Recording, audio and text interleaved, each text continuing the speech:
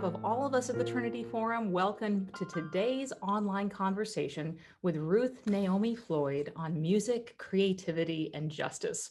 I'd also just like to thank our friends at the Rabbit Room, Square Halo, and the Bridge Project who are co-hosting with us this program today, as well as add my thanks in addition to Alyssa's to the Fetzer Institute, whose grant has helped make the series on creativity, the common good and flourishing possible. Also, today I want to simply express our gratitude to all of you, our viewers.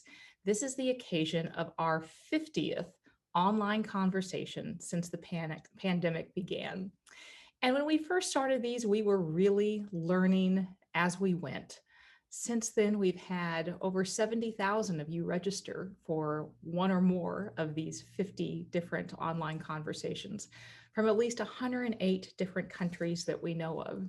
And we've tried to tackle a whole variety of topics, from poetry to pluralism, loneliness to leadership, from dying well to leading a tech-wise life. If you are one of those folks who are new to the Trinity Forum, we seek to provide a space to engage the big questions of life in the context of faith, and to offer programs like this online conversation to do so, in hopes of coming to better know the author of the answers.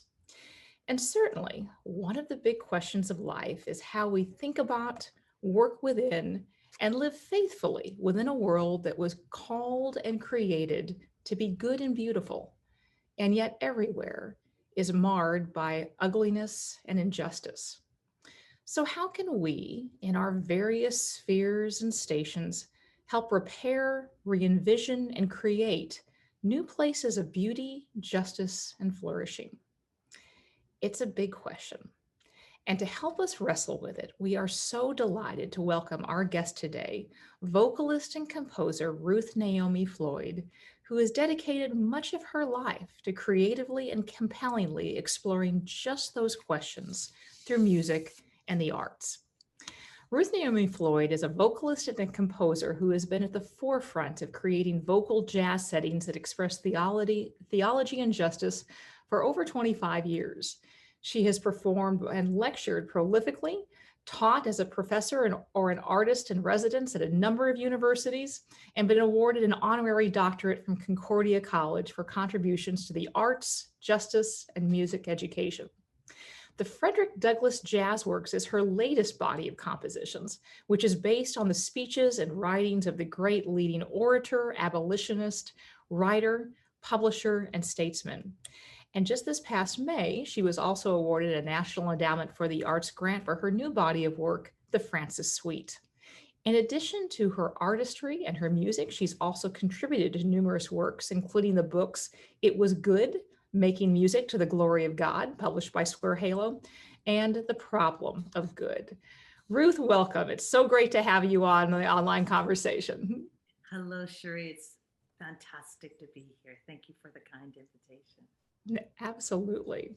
So you have been a visual artist, a photographer, a musician who plays I think it was the bassoon and the piano, as well as a vocalist. You've also been called an emancipatory artist. And so I'd love to start out just by asking you about your own artistic journey, both as a musician and a vocalist, but also what an emancipatory artist is and how you became one. Sure. Thanks for asking. My parents were the product of the Great Depression. And so they both loved art and creating, but that was not an option for them. It's more about putting food on the table. So they vowed to themselves individually, and then when they married, that any children they would have would study art and music. And they kept that promise, and I'm deeply grateful, as my sisters are too. And so we each started out playing piano and two instruments. I played flute and bassoon, and we all sang. But it was really the point of seeing my parents be creative in areas that were broken, that were troubling, that were scary, that were just horrifying. And so my parents were urban missionaries. And in the late 60s and 70s in Philadelphia, there was a great problem of gang warfare. And so they decided to go into the community, to live amongst the people in the neighborhood and combat this gang warfare. So they became part of the community. They lived and breathed the community. They knew their neighbor. They grew to love their neighbor by speaking truth of the gospel and creating and sharing an act of beauty.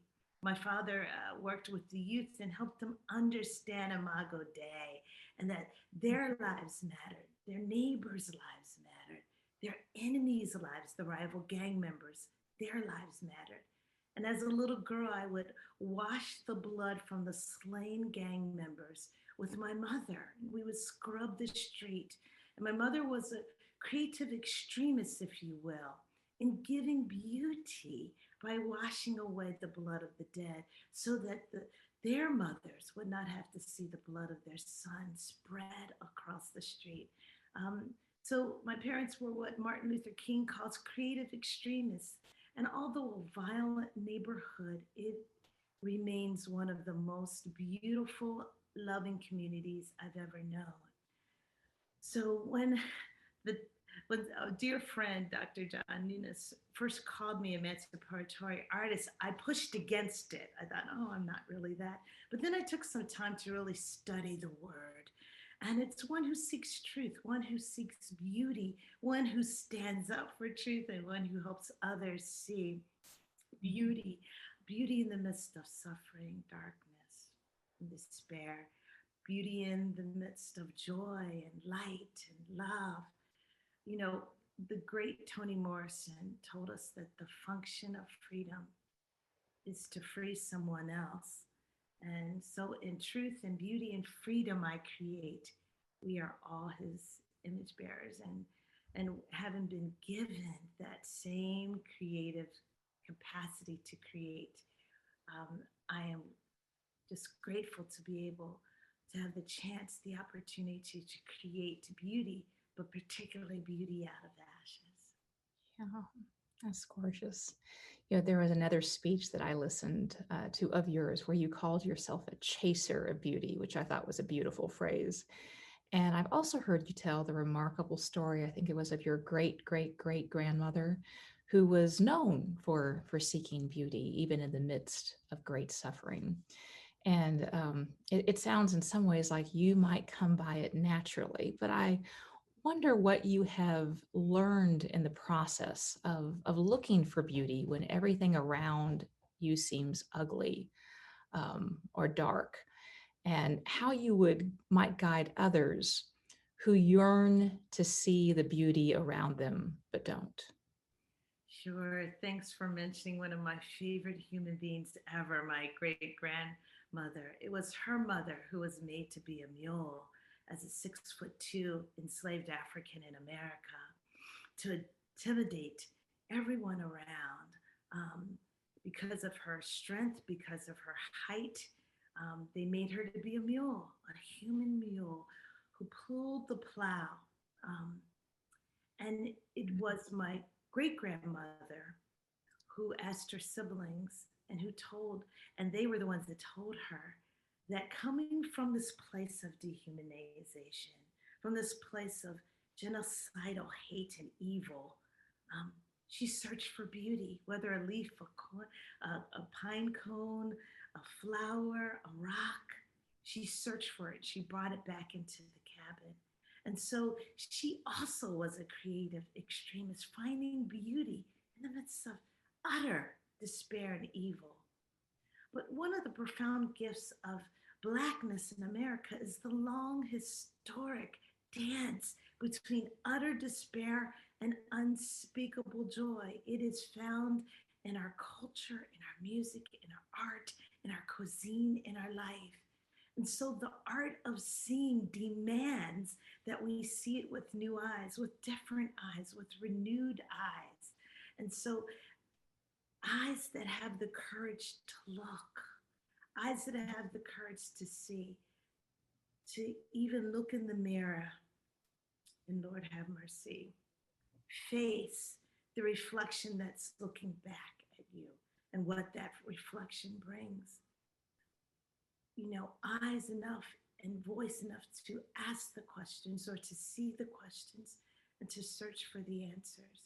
So it's in that courageous act of being willing to see that I think that profound sense of knowledge and transformation and renewal can take place. Yeah, that's beautiful. I want to ask you about love, the role of love.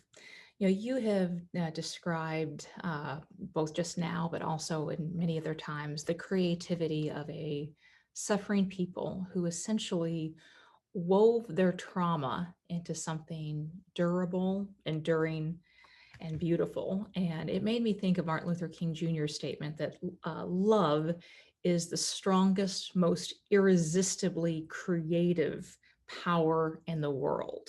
That there is something uniquely kind of creative and generative about love. And so I wanted to ask your thoughts about love and the act of creating, in that if love itself is essentially creative, does the act of making and creating also grow our capacity to love, or how should we understand the connection? Sure. I think of course, Reverend Martin Luther King and others. I think of Vincent van Gogh, who says, I think the quote is, the more I think about it, the more I realize that there is nothing more artistic than to love each other. And I think when we take the great command of Jesus and when we treat it as an option, we get in trouble. Um, when we really understand and come to realize the depth of love as a verb is it's transforming, it's amazing. There was someone in my life for over almost 40 years who brought great grief and despair to me and other members of my family.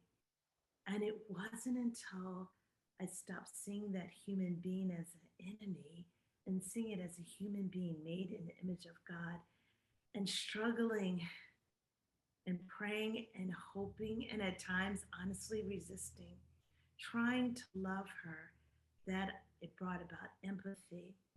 The greatest acts of love is really found from Genesis in the beginning. God created to the cross of Jesus Christ and to the eternity that the first and greatest artist is preparing for us. But to love is to risk, and creating is risk. We know that art shapes and reshapes us, and that it's there in the cross of Jesus, I believe, that where beauty and violence collided, and beauty won. And so that act of loving someone and that being uh, purposely trying to love someone, especially those that seem or are viewed or deemed unlovable, is in a way that is directly connected and intrinsically connected to our art making. Mm. And so I think it's powerful to think of love as you mentioned, Cherie, as an act, as an active way, as a mind. And I'm reminded of Romans 12, renewing our mind every day to love, renewing our mind to see, renewing our mind to create things so that we really truly believe and act that we are all created in his sight and we are made in his image. You mentioned art shaping us. And one of the things that is so interesting that you have pointed out in various speeches is that almost all of distinctly American music, whether it is gospel, jazz, ragtime, blues, soul, R&B, hip hop, or whatnot, all of those different genres were birthed within the context of suffering African Americans. And so often, injustice or oppression obliterates expressions of creativity, which is part of suffering itself. What do you think enabled this extraordinary variety of musical creativity amidst injustice? And what do you make of the fact that it largely defines what is considered uniquely American music? Hmm, that's a fantastic question, Cherie. Of course, it has to do with liberation. Of course, it has to do with chasing beauty. Chasing beauty is a profound disturbance. It is an interruption of the flow of injustice. And so, searching and capturing and experiencing beauty is a form of resistance. And this is most powerfully demonstrated in the profound beauty in the midst of unspeakable suffering in the African American spirituals. The primary root of almost all American music is derived from the African American spirituals. So, what I'm saying is, there be no blues, there be no ragtime, there be no hip hop, jazz, R&B, country, hip hop, pop music without the African American spirituals. So the African American spirituals were created by the enslaved Africans in America. And the question is always not far from my thoughts when singing or hearing or experiencing is, that old question that's asked in the Old Testament: how did they sing a song in a strange land? And so the slaves took their everyday experience of plantation life and incorporated the hope of the spiritual and physical liberation and created a body of music that stands the test of time. I wish they were here to know that the melodies they uttered, that the melodies that they created in the midst of profound and devastating suffering would stand the test of time and would be the root of almost all American music. That is beauty in the midst of ashes. I wish they knew. I wish they were here. That those African rhythms that they brought with them when dragged to this country would be a part, integral part. That basic material would be integral part of what it means to be American music, and that it would be played, created, in the sense of performed around the world. So it's powerful. It's a profound example of creating as resistance. I want to ask you about your most recent project, which in many ways encapsulates many of the themes that you have dedicated much of your life to studying and to, immersing yourself into performing as well as studying. And that is the Frederick Douglass Jazz Works project, where you have essentially paired a series of improvisational jazz compositions with the words of Frederick Douglass. And would love to hear more from you about this. In many ways, reading Frederick Douglass's works, I think of almost a march, rather than an improvisational sort of jazz composition. But what led you to devote several years of your life really to putting his words, and he was a word guy more than a music guy, his words to music? Well, you want to talk about beauty in the midst. That is Frederick Douglass. I think in another life, I would have been a historian. I love history. I love studying the patterns of human behavior. And I decided that if I'm going to communicate in jazz improvisational music, and I'd done a lot of decades of study of African American spirituals and blues and gospel and jazz and other genres of music, and the history that came apart from it that were embedded in it, I decided I was going to go to the root. And so we love our liberator, Harriet Tubman, but I chose Frederick Douglass simply because of what you noted, Cherie, that there's a lot of words, a lot of powerful, poetic, and prophetic words. So I started studying him. Thought it would be a couple years. It turned into almost a 10-year study. And I mean, this isn't a Google search. This is like going to the UK, going to Ireland, going to Scotland. Thankfully, my music, in concerts and things put me there. But I was able to stay a day or a week later. And going to the Lincoln Library and the Schomburg and New York Public Library for 10 years, and just gathering and understanding the culture of the time, what he faced, his courage, his strength, his his boldness in speaking truth. And at the end of it, I was riding a train, and I said, I'm just gonna long train ride. I'm gonna read some of my favorite Frederick Douglass speeches. And a couple nights before, I'd come up with some to me, it was very odd composition of two double acoustic double bass, two double bass and voice. And I didn't know what to do with it, and I put it away. And when I was reading one of his speeches, that rhythm of that composition reminded me of that's the words and the patterns and the rhythm in his speech. I came home and the words fit like a glove. I composed two more songs surrounding it where the music came first and then I added the words, or the words came first and I added the music. And I thought it would just be a trilogy, but it turned into a whole body of music where we actually have too much music now. We have to decide which ones are going to appear on the album. But it's been a powerful time.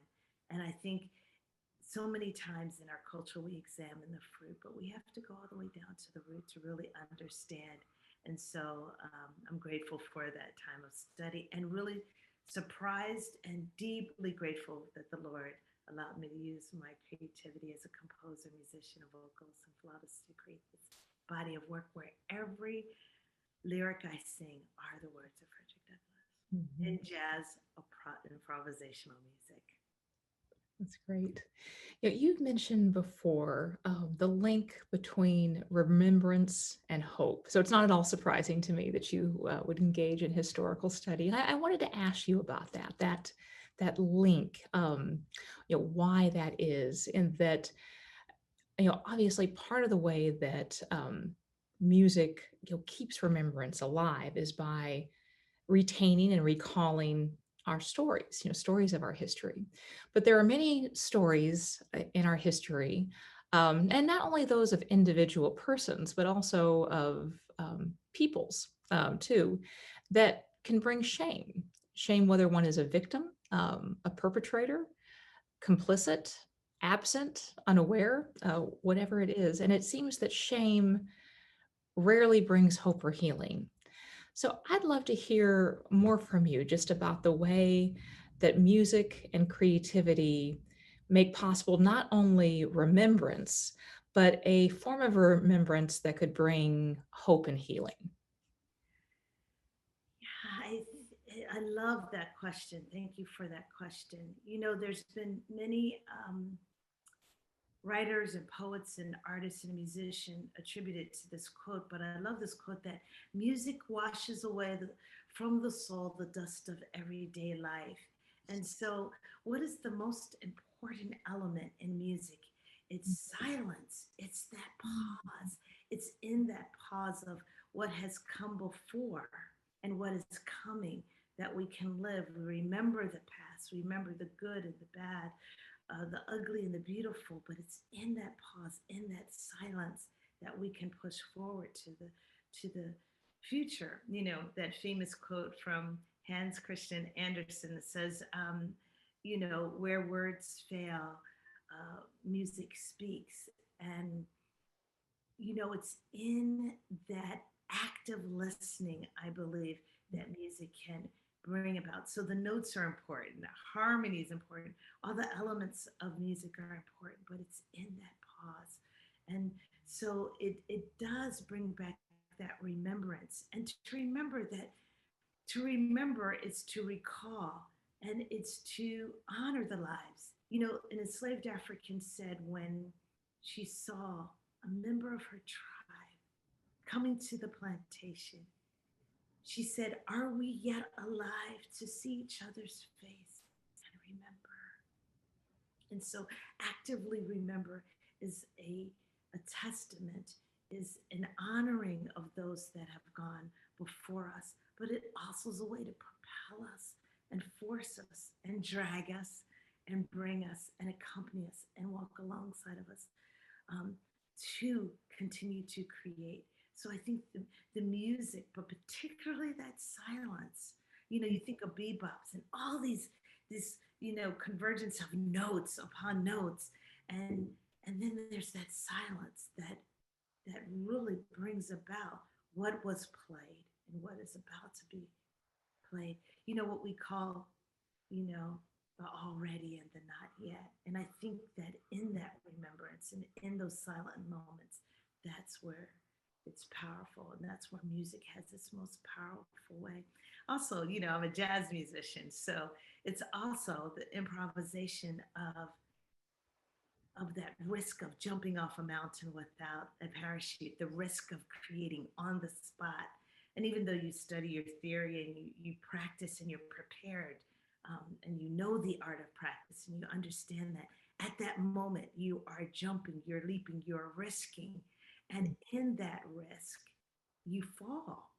I mean, in jazz, you get tired of falling and you stop falling. You do what you need to minimize that. But it's in that falling and in remembering that pain and suffering of that fall that when you go, and in jazz, which is so powerful, is that there's the next note that determines whether it was a wrong note. So it's a theology of grace. A critic asked Miles Davis, "Oh, this is powerful what you play. There's 2 parts or 4 parts where I don't know how you got from that note to that note and that dynamic." And Miles Davis just said, "Oh, that's where I made a mistake. I just corrected in the next measure, in the next beat." And I think it's profound that we, those that follow the first and greatest artists, have the theology of grace, that where we've made a mistake, we have a chance to make it right. In our nation, Cherie, in the history of our nation, we've made many mistakes, but we have another opportunity, another beat, another measure to get it right. And it's in remembering while actively forging ahead, but taking time to be silent and respecting that silence and honoring that silence. That's beautiful. So we could talk for a long time. I know there's a lot of questions waiting, but before we do this, I'm anticipating that there are probably many people watching who, like myself, will never be musicians. I cannot carry a tune in a bucket. But given that you have spent a quarter century essentially, studying, performing, embodying, sort of this intersection of theology and artistry and beauty and justice, there are probably many people who are eager to be creative catalysts, even if they don't have artistic talent. What would you tell them? What can they do to be creative, artistic chasers of beauty and catalysts for justice, even if there's very little musical ability?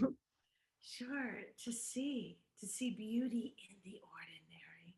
I did a series, The Photographer, of taking ordinary objects that we never really take time to look at, and to see the beauty of them.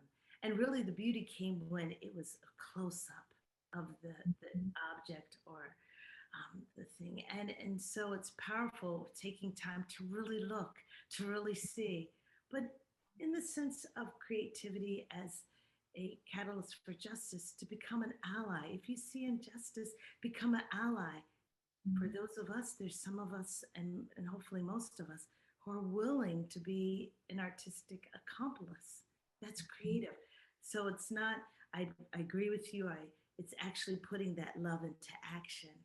But in the midst of suffering and grief and lament, we look to the first and greatest artists who created out of nothing. And so we're living in a broken world and a pandemic where, we have to cultivate a path towards loving and caring for each other.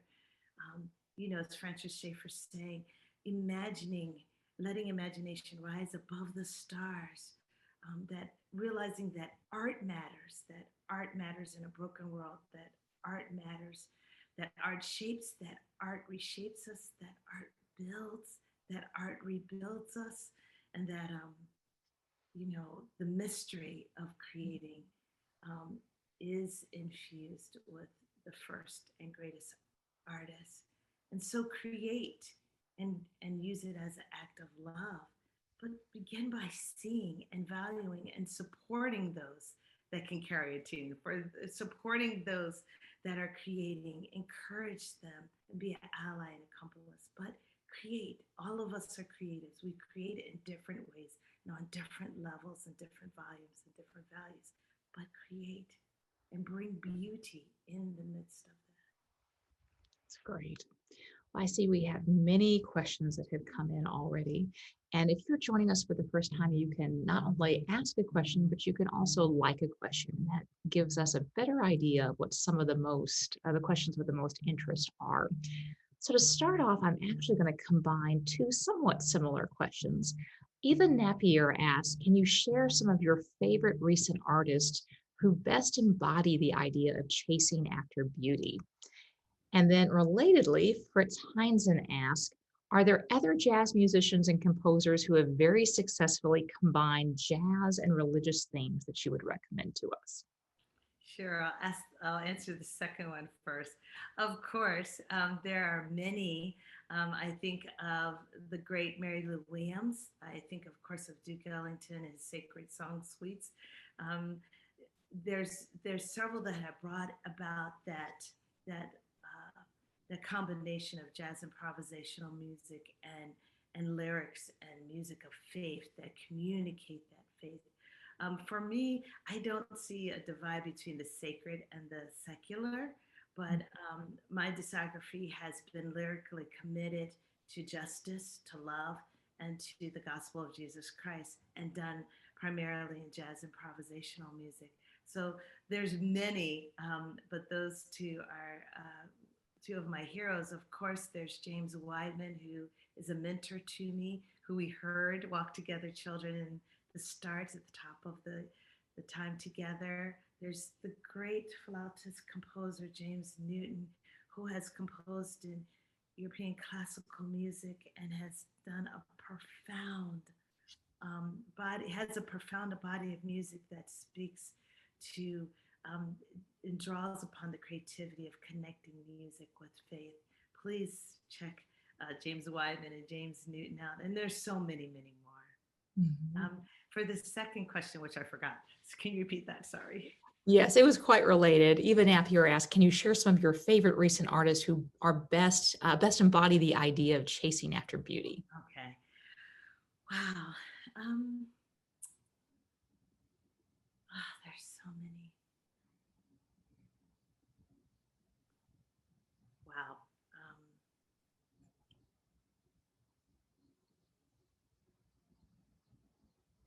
I have to say, in some ways, the great writer, thinker, and in a way, prophetic James Baldwin as a writer and as an artist really continued to chase after beauty and acknowledge the tensions in his life, but he refused and he continued to create and continued to chase beauty even when he left America and had America in his rearview mirror, and even when he came back, and even when he saw that things appeared, when they appeared to change, the root and the centrality of what was going on had not changed or had not moved in a way that was fast enough. And so he's a great inspiration to me for many reasons.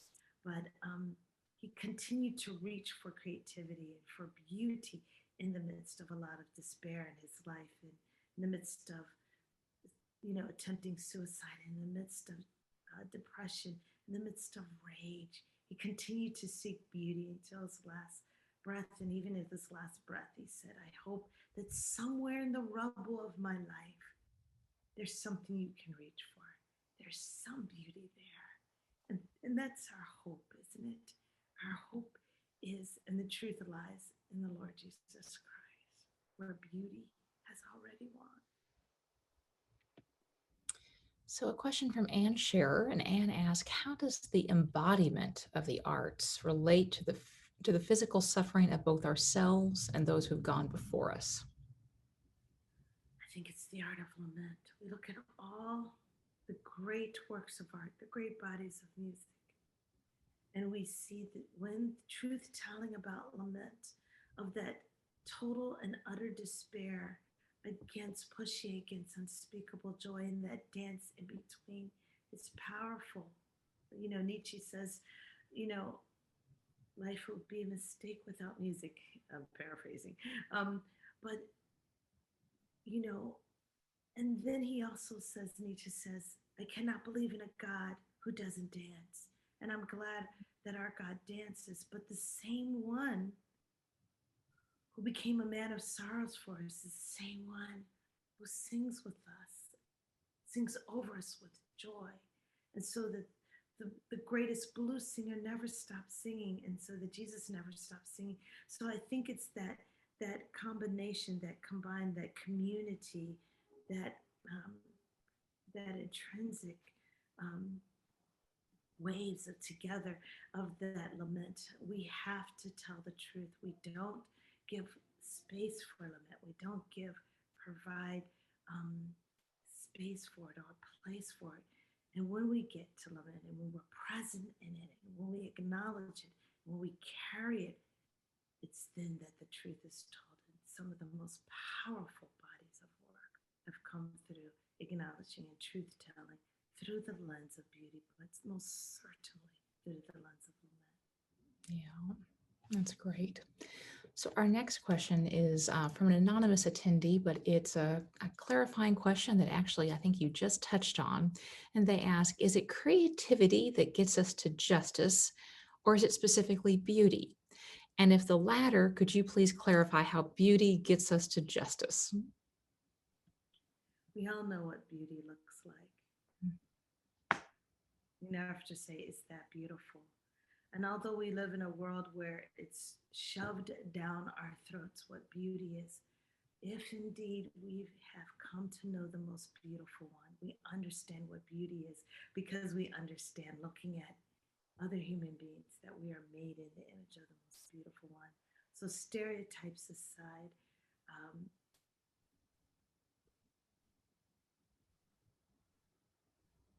beauty in a combination of creativity is the one that points us to justice.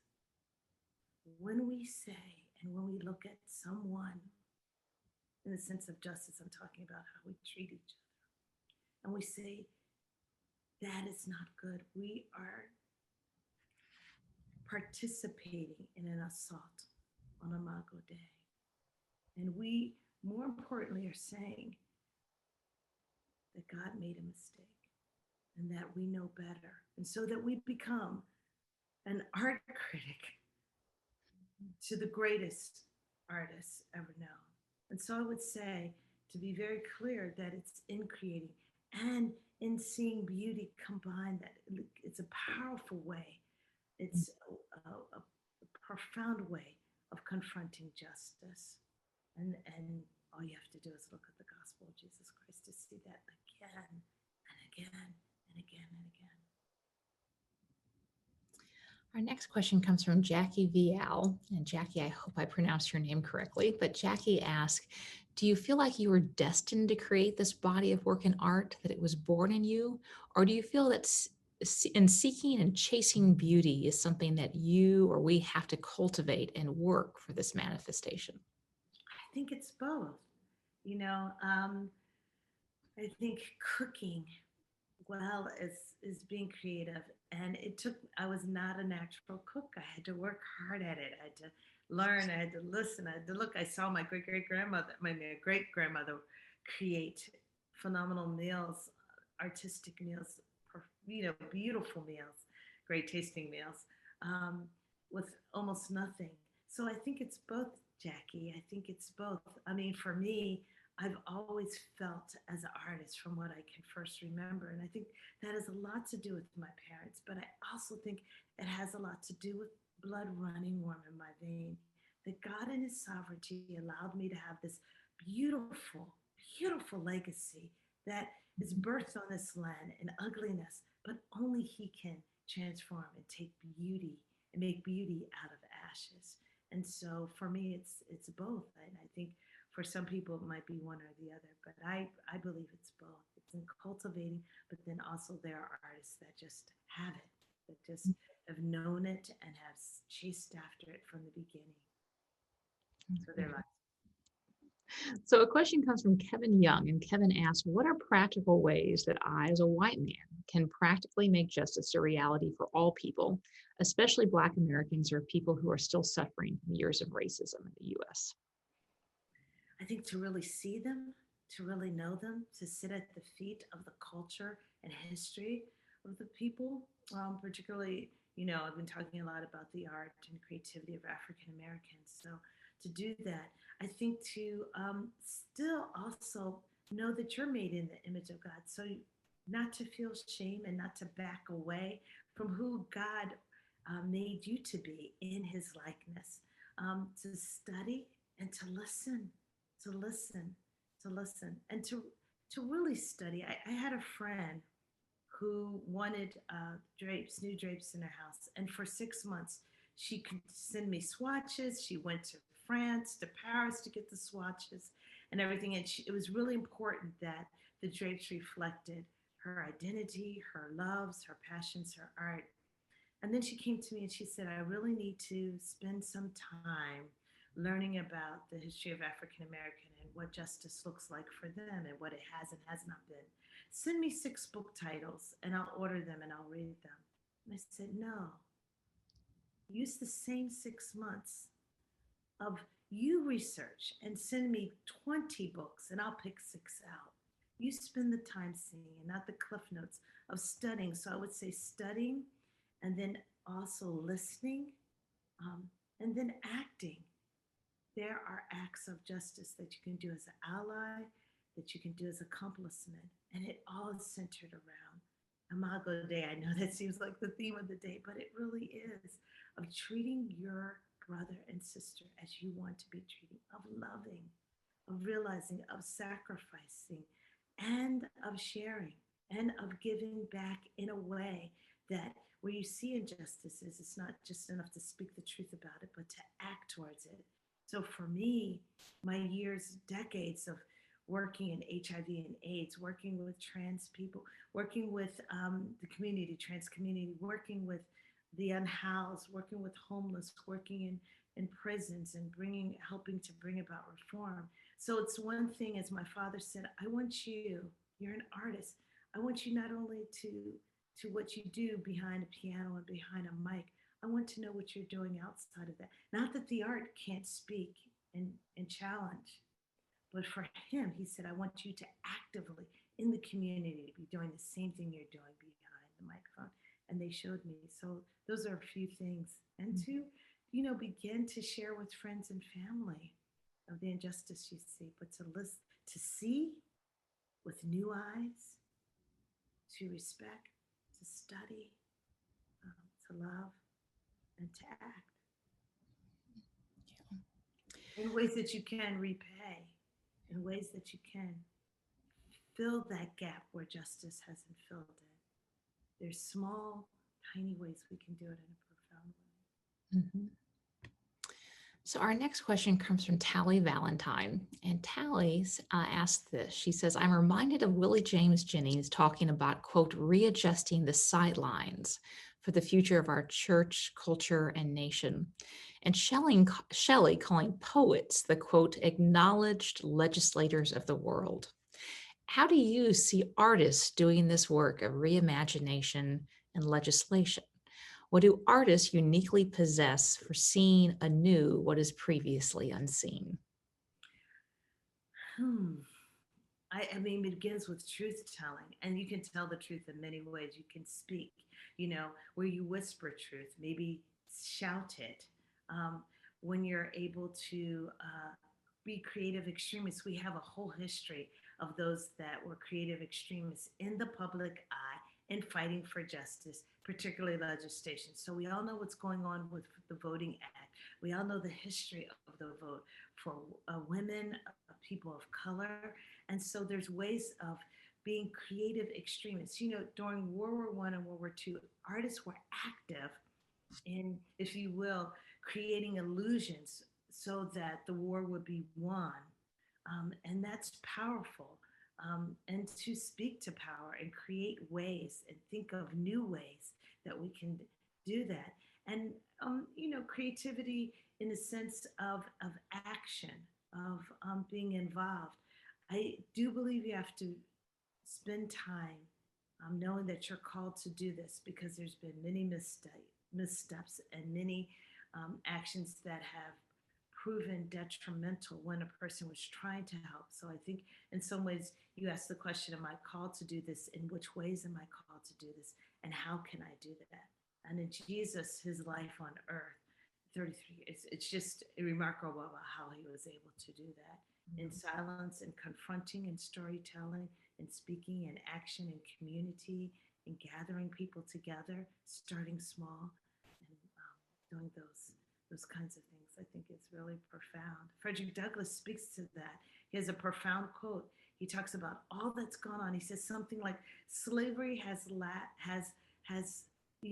carried on an act of blood, even now."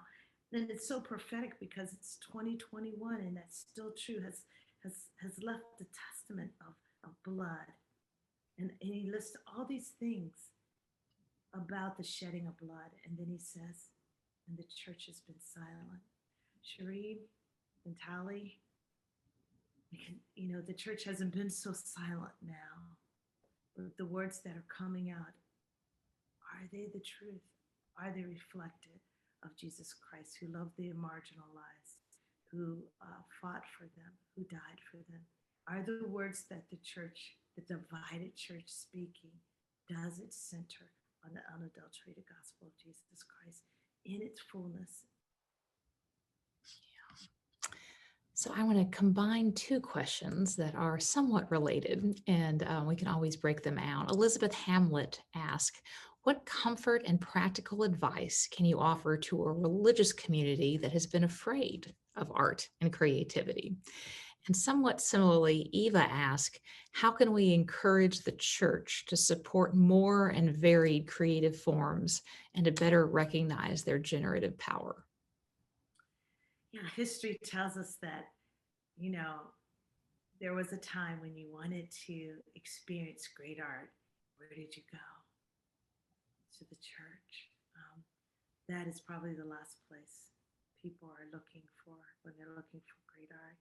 I think it's really powerful that if we took seriously artists, if we took seriously their bodies of work, particularly those that are prophetic, um, and that we supported them, the world would see Jesus in a new and powerful way. So what I'm saying is that um, if the world could see us loving each other, loving our enemies, um, and seeking for justice, what Micah 6:8 talks about, and putting out and presenting beautiful, powerful art in a healing way, in a profound way, in a way that's organic, in a way that is transformational. We wouldn't need to say, how can we get people to church? How can we get them here? They would be flooding our church. I say this all the time. In 9/11, there was something that the churches, particularly in New York, had to offer that so many thousands of New Yorkers came. They somehow thought we had the answer.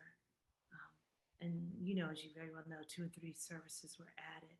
And it was the music that was played, and it was the artistry of creating and speaking a sermon.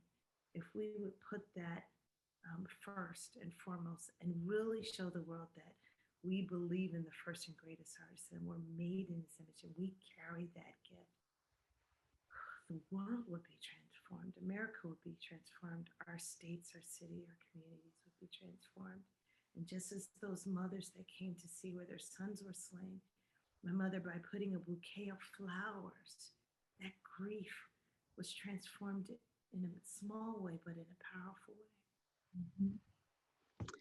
We're going to have time for one more question, and this one comes from Claire Likert. And Claire asks, you discuss knowing you are called to the work and persevering because of that calling. How do you discern that call to creativity and beauty for each person?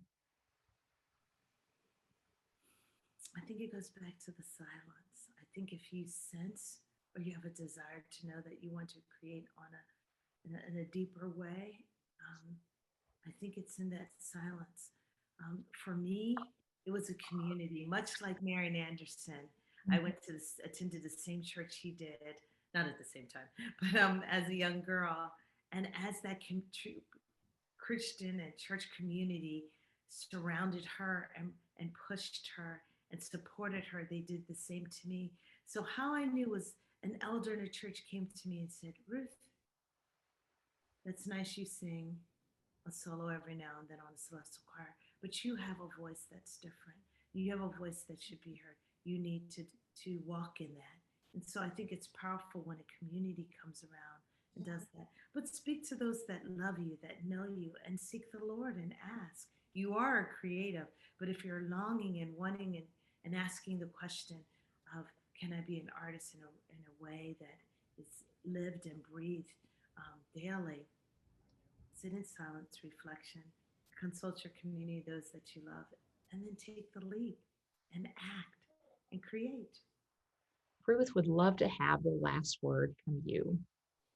Sure, I'm going to read a quote from my brother and friend who is an artist and a composer, and then just end with a few sentences of my own thoughts.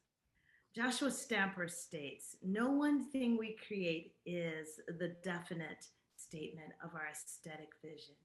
Each work is a thread. All threads are woven together to create the larger tapestry of our vision and language. Each thread represents a moment that is unique. A thread spun tomorrow looks and feels different than the thread spun today or yesterday or next week. That is part of the beauty of the tapestry as it's being woven, moment by moment. When it's finished, all moments will be taken in at once. In the meantime, don't ask one thread to do the job of the full tapestry. While we spin each thread, our only responsibility is to make sure it is sound, strong, and has integrity. For me, art is essential to human life and its spirit. In a world of uncertainty, to create is an act of artistic disruption. Creativity is a vehicle for truth and can address the themes of justice through the lens of beauty. Creativity is essential to human life and its spirit, and it speaks profoundly to the human condition. In our time, we need redemptive beauty to serve as an interruption to the flow of injustice and as a form of resistance. Thank you, Ruth. That was beautiful. Thank you to all of you for joining us.